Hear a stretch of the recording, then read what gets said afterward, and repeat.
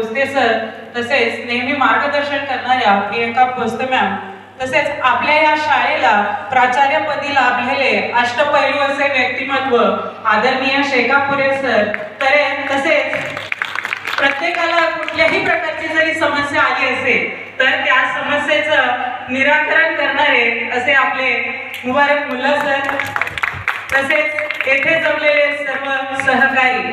तर आज आपण येथे कशासाठी जमलेलो आहोत तर यांना निरोप देण्यासाठी. तर निरोप हा कोणाला दिला जातो तर ज्यांना आपण म्हणजे आठवणीत राहू शकत नाही. तर असं कधी होणार नाही की यांना आपण स्मरणात ठेवणार नाही. बघा, एखाद्या व्यक्तीला एखादी व्यक्ती ही नावाने ओळखली जाते, परंतु त्या व्यक्तीच्या स्मरणात राहतो तो त्या व्यक्तीचा स्वभाव आहे ना. तर असेच आजचे जे सत्कार मूर्ती जे आहेत, सुमन मॅम असतील, नीता मॅम, संघमित्रा मॅम, वसंत सर, तर नेहमी हे सर्वांना परोपकाराची भावना ठेवून त्यांनी नेहमीच वेळोवेळी सर्वांना मदत केलेली आहे.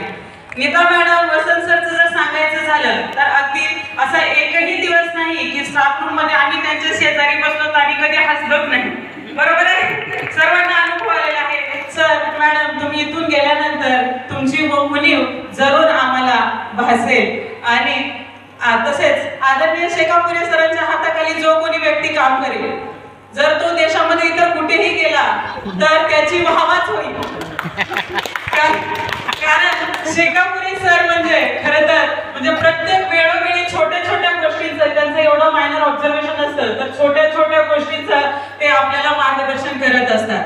त्यामुळे त्यांच्या हाताखाली आपण 1 वर्ष झाले काम करतोय, परंतु त्यांनी जेथे जेथे काम केलेलं आहे आणि त्यांच्या हाताखाली जे कोणी व्यक्तींनी काम केलेलं आहे, भविष्यात त्यांना कुठल्याही आणि कसल्याही प्रकारची त्यांना उणीव भासणार नाही किंवा अडचण येणार नाही. जरी ते आपल्याला म्हणजे बोलते वेळेस वाटत असेल की आपल्याला सर असं बोलतायत म्हणून, परंतु ते आपल्या चांगल्यासाठीच बोलत असतात, आपल्याला चांगलं शिकवण्यासाठीच बोलत असतात. उदाहरणार्थ ते सर मॅडम जर त्या शाळेमध्ये घेतील, तिथे जर मार्क लिस्ट बनवायची असेल परंतु तिथे जर ग्राफ बनवायचा नसेल तर हे टीचर तिथे जाऊन नक्कीच सांगतील की असा हा ग्राफ बनवायचा असतो. A1 चे टीचर असते, B1 B2 चे असे ग्राफ येतो म्हणून. आणि तेथील ते प्राचार्य वगैरे नेहमीच सरांचं सुद्धा कौतुक करतील आणि या टीचरचं सुद्धा कौतुक करतील.